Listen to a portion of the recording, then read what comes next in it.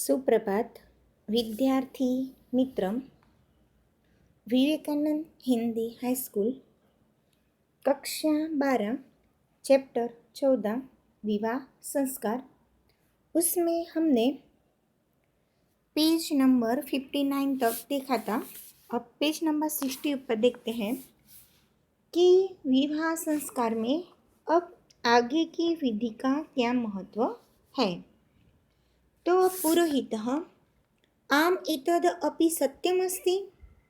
हाँ, ये भी सत्य है। एतद अपि सत्यमपि, हाँ ये भी एक सत्य है। यजमान केचन कथयन्ति यत् प्रदक्षिणाया सप्त भवतीति। केचन कथयन्ति यानी कि कई बार कई लोग कहते हैं कि प्रदक्षिणा सप्त भवन्तीति, कि प्रदक्षिणा 7 होती है। पुरोहितः विवाह संस्कारे प्रदक्षिणा तो चतस्र एव भवति। तब पुरोहित कहते हैं कि विवाह संस्कार में प्रदक्षिणा चतस्र यानी कि चार होती है। सप्त संख्या तो सप्तपदी नामकेन एकन अन्येन विधिना सह संबंधा सन्ति। 7 की संख्या सप्तपदी नाम की विधि के साथ, सप्तपदी नाम की विधि के साथ जुड़ी हुई होती है। ये जो 7 की संख्या है तो पुरोहित कहते हैं कि विवाह संस्कार में जो प्रदक्षिणा करते हैं वो 4 ही होते हैं, लेकिन जो सप्तपदी नाम की जो विधि है उसमें 7 की संख्या होती है। यजमान, लेकिन अब आगे प्रश्न पूछता है कि सप्तपदी, लेकिन ये सप्तपदी क्या है। तो पुरोहितः 7 सप्तानाम पदानाम समाहारः सप्तपदी इयं सप्तपदी वेदकस्य विवाह विधेयात्मा। 7 पगले के समूह को, पदानाम, पद यानी पग, यानी कि जो 7 पगले के समूह को सप्तपदी कहते हैं। इयं सप्तपदी वैदिकस्य विवाह विधि आत्मा, यानी कि जो वैदिक विवाह की जो विधि है उसमें ए सप्तपदी ए विवाह की आत्मा है। फिर से पूरी लाइन का अनुवाद।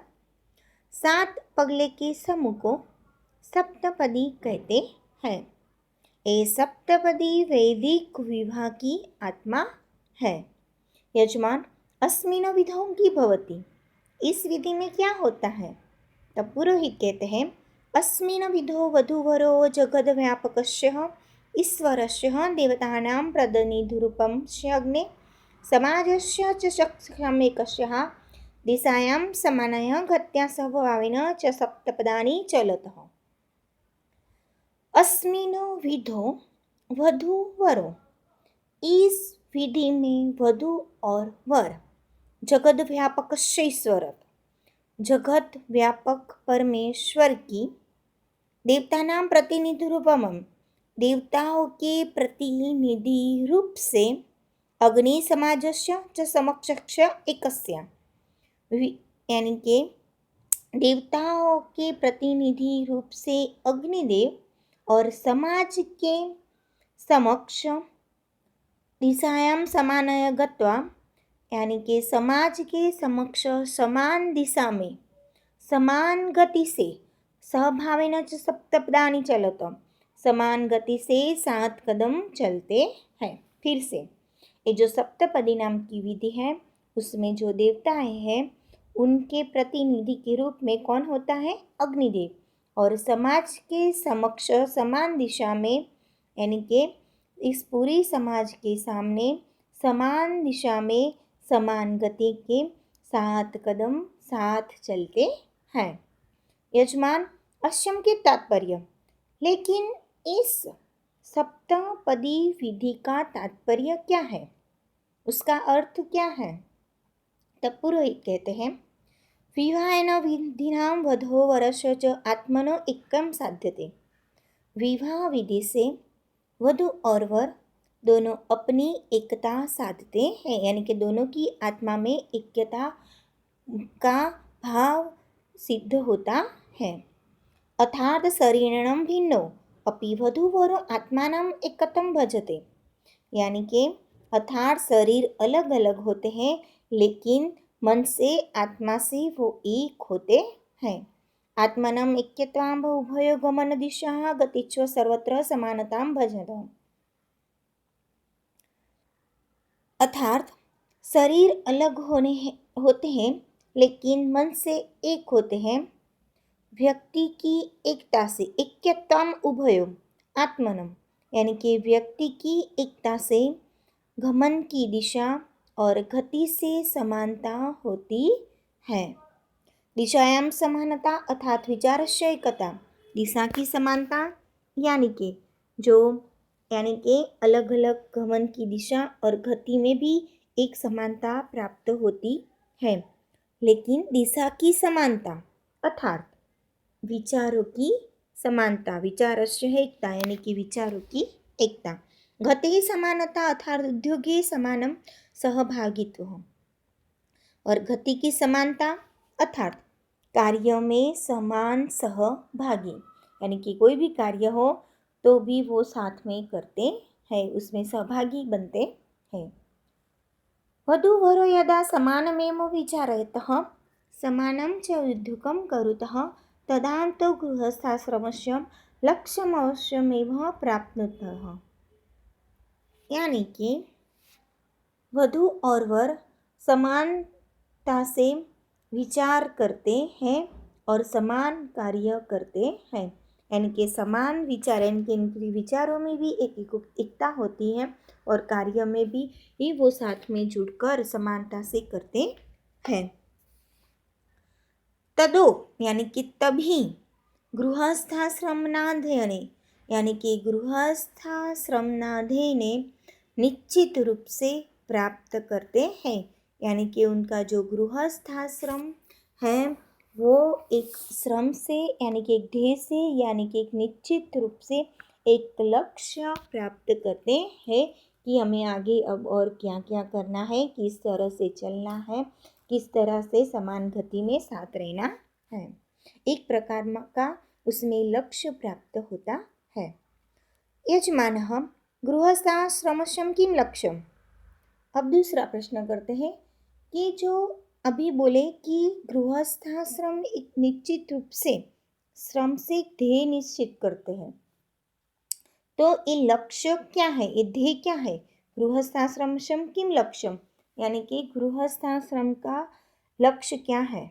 तब पुरोहित कहते हैं कि सप्तपदी में जो 7 पगले हैं, सप्तपद्याम यानी सप्तपदानि सन्ति साति तानि एकिकं लक्ष्यं सूचयन्ति, एवं विधि कुर्वरवरवधूच यस्य मन्त्रस्य हम उच्चारणं करुतः तत्र इमानि सप्तम लक्ष्याणि सूचितानि सन्ति। 7 पदी में जो 7 पगले हैं, यानी कि सप्तपदी में जो 7 पगले हैं, यानी कि वो पगले एक एक ध्येय सूचित करते हैं, यानी कि वो एक एक जो पगले हैं वो एक ध्येय यानी कि एक लक्ष्य बताते हैं।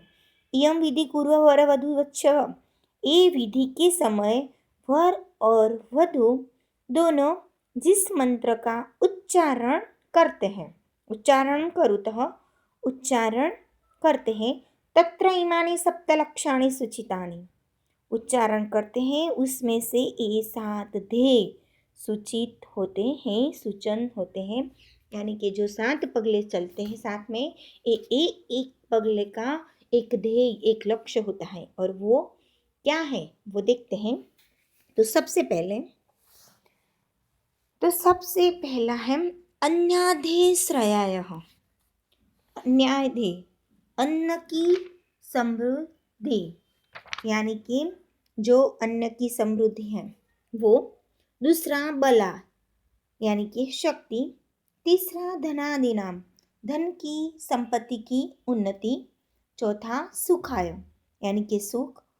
5वां सहायकानाम पशुनाम प्राप्तये, कृषि में मदद रूप होना। 6 ऋतुभ्यम, ऋतु में अर्थात ऋतुनाम सुखानुभवान, यानी कि अनेक ऋतु में अनेक ऋतुओं का सुख अनुभव करना। 7वां सर्व प्राणी नाम, सर्व प्राणी की मित्रता। मित्रता भवेदिति च सप्तलक्षानि निर्धारितानि सन्ति।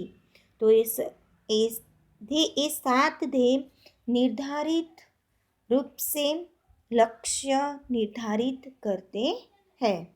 तो अन्न की समृद्धि यानी कि जब किसी भी परिस्थिति में किसी भी समय में भोजन मिले या ना मिले उसमें साथ रहना, अन्न की समृद्धि में या उसके होने या न होने में।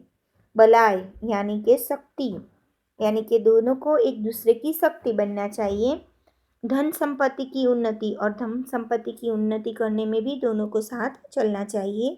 सुख हो या किसी कृषि में यानी कि खेती के काम में मदद करना हो, किसी की ऋतु में सुख का अनुभव करना हो, और प्राणियों की मित्रता यानी कि सभी प्राणियों पर यानी कि सभी प्राणी जीव पर एक मित्रता के भाव से उसके साथ वर्तन करना चाहिए। ऐसे ये 7 लक्ष्य यहाँ पे निर्धारित होते हैं। यजमानः सम्यक् प्रबोधितः अहं भवतः भवते नमो नमः। मैं आपके पास से योग्य उपदेश मिला है, यानी कि मुझे आपके पास से सम्यक प्रबोधित यानी कि उपदेश, मुझे अच्छा उपदेश मिला है। मैं भगवते नमो नमः, मैं आपका अभिवादन करता हूँ। पुरोहितः स्वस्ति भवति, स्वस्ति यानी कि कल्याण, तुम्हारा कल्याण हो। सत्या संतु यजमानस्य कामा, यजमान की सर्व इच्छाएं सफल हो, यानी कि पुरोहित ब्राह्मण अपने पास आने वाले सभी यजमान की इच्छाओं की कामना करते हैं, उनके सफल होने की कामना करते हैं। तो यहाँ